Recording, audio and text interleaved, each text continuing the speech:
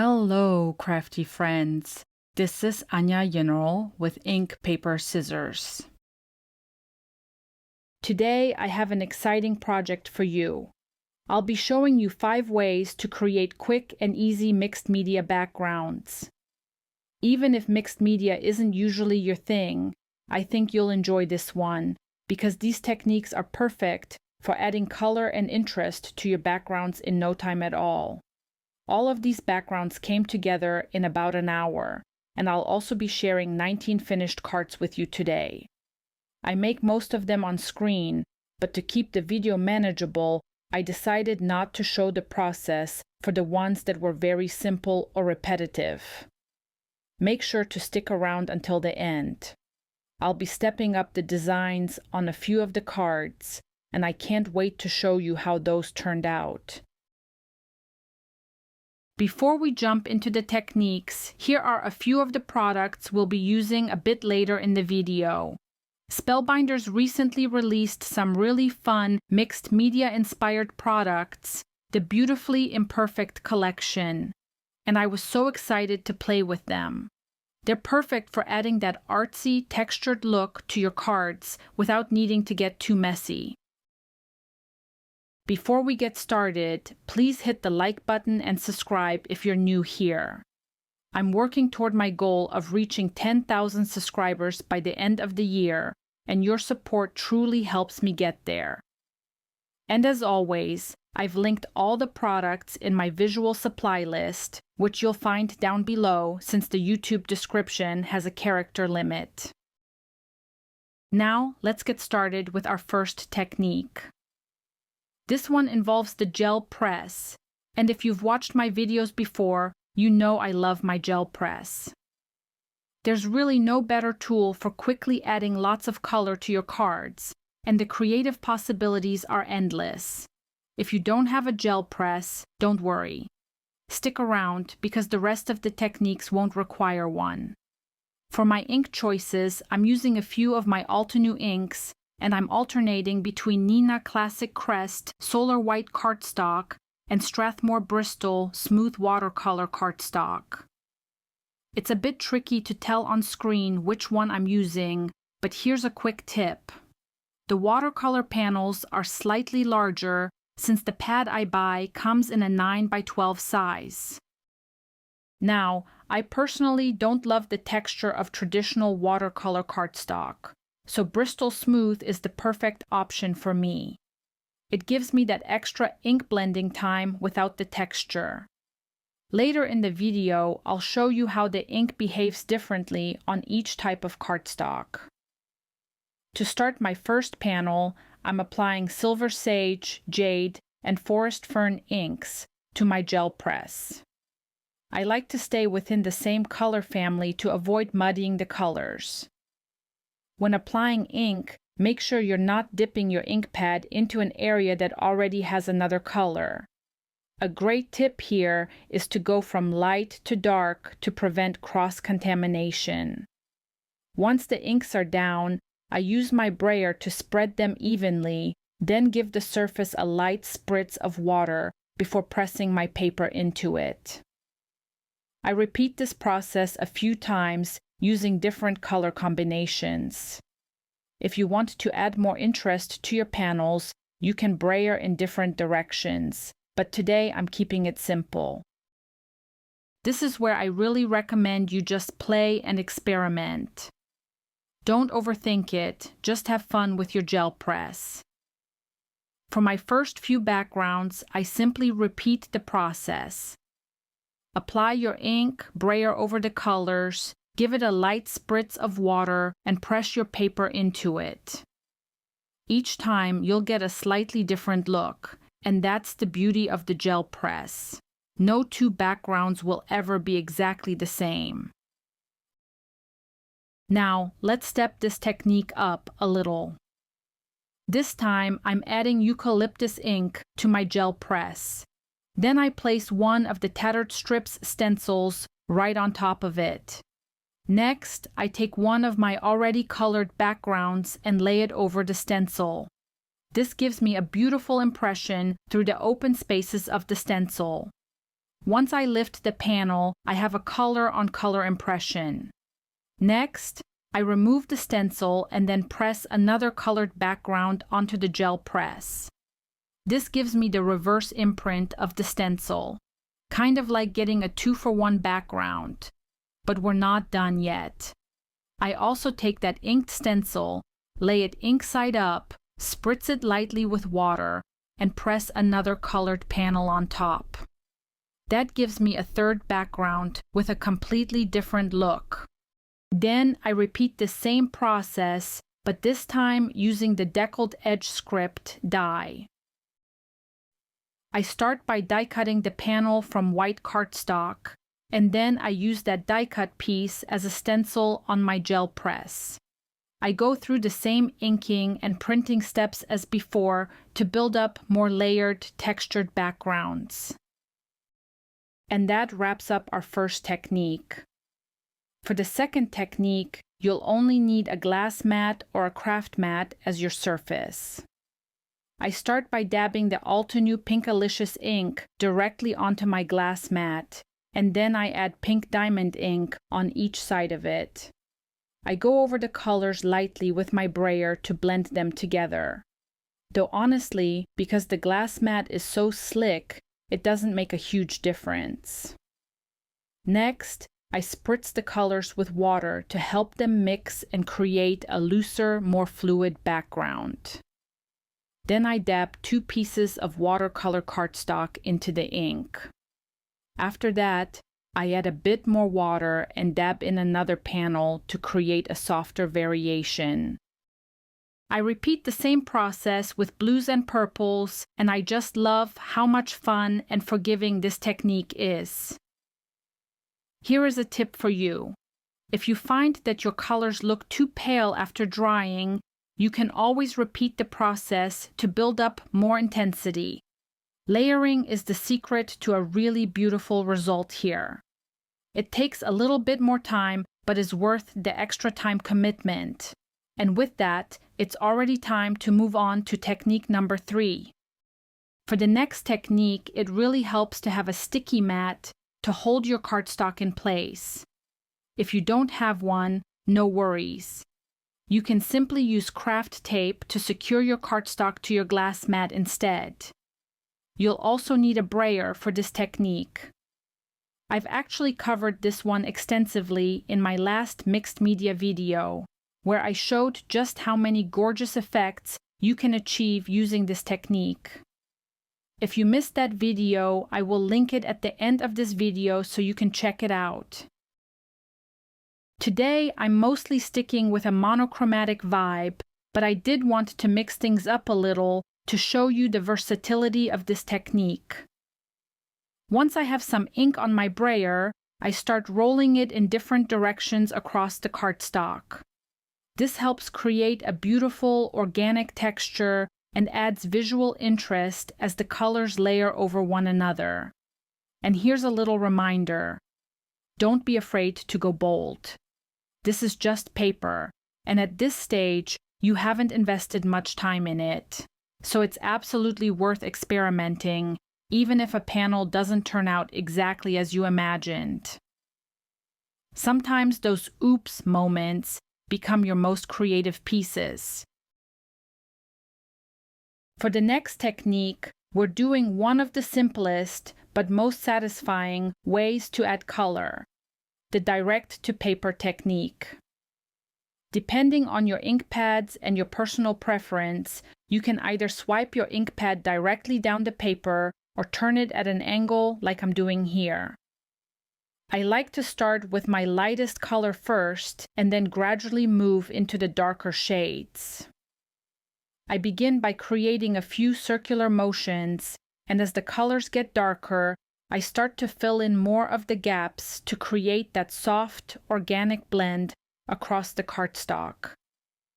This technique is not only quick and fun, it's also a great way to check the juiciness of your ink pads. You'll quickly see if any of them need to be re-inked. Either way, the texture and movement you get from this direct-to-paper method look beautiful once it's on your card base. And the fifth and final technique for today is another of my absolute favorites, acetate ink smooshing. I start by choosing a few ink colors and pressing them directly onto my glass mat. Once I have enough ink down, I add a spritz or two of water into each color to activate it. Then I grab a piece of clear packaging from one of the embossing folders I'll be using later. But you could just as easily use the backing from a stamp set or even a sheet of acetate. Anything that's clear and flexible will work perfectly. Next, I dip my packaging into one of the ink puddles and then transfer that color onto my cardstock.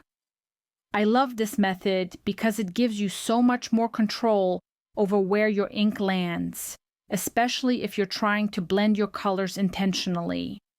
A little tip here: if you want even more depth and texture, let your first layer dry completely before adding more color. This layering technique gives your background that gorgeous, artistic look, and you can control how bold or subtle you want it to be. Once I'm happy with the color placement, I set it aside to dry. And to make sure no ink goes to waste, I go back to the second technique we covered and pick up any leftover color directly from my glass mat to create a few bonus panels. Here, you can also see the difference between using watercolor cardstock on the left and regular Neenah Classic Crest 80-pound cardstock on the right. The color on the watercolor cardstock appears more vivid and has a lot more natural movement, while the regular cardstock gives you a slightly softer and more controlled look. Now, let's get started with the card making process. This is the more relaxing part of the video where you can sit back, enjoy the music, and just watch the cards come together. Here, I'm using the white Hero Arts wax, which is such a fun product. When you heat it, it actually bubbles up and creates this really cool texture. You'll see it happen on screen in just a second. Once it's fully dry, it adds a beautiful raised effect that gives your projects an extra layer of dimension and interest.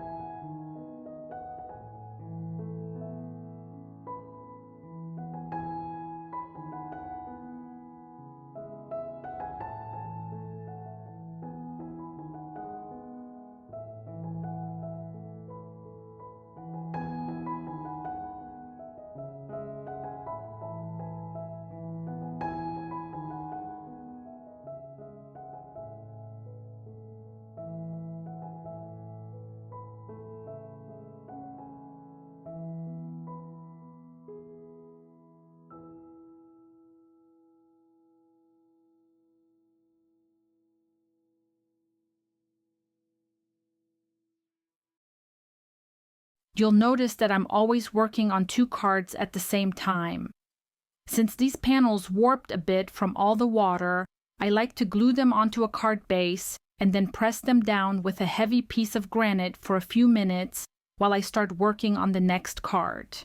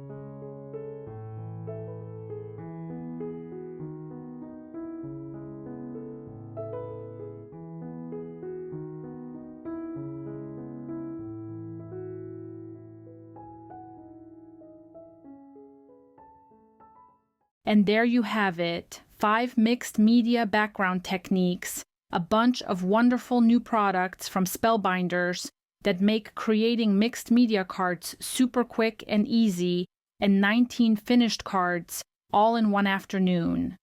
I hope you enjoyed spending this crafty time with me and that you're feeling inspired to pull out your inks, embossing folders, and waxes to give these techniques a try. I'd love to see what you create. Come share your projects in my Facebook group. I will link it below for you, and let me know in the comments below. Which of these 5 techniques do you think you'll try first? Or which card or new product is your favorite? If you haven't already, make sure to subscribe to my channel so you don't miss any future videos. And don't forget to give this video a thumbs up if you found it helpful. It really helps support my channel and lets me know you'd like to see more mixed media projects. Also, if you decide to purchase any of these products, I've linked all the products in my visual supply list, which you'll find down below since the YouTube description has a character limit. As always, thank you so much for watching. I'll see you again very soon with another fun card making video. Until next time, happy crafting!